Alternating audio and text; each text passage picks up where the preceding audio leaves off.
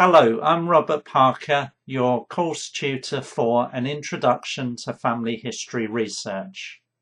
But why am I qualified to take you through this course?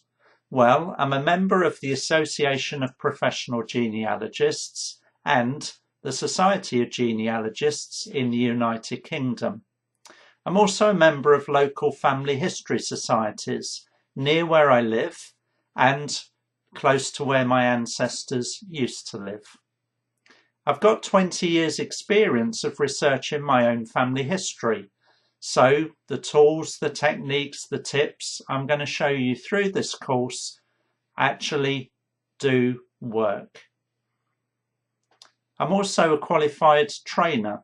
I've worked in the commercial world with groups of people in the private, public and charity sectors, teaching them new skills, new knowledge, helping them learn.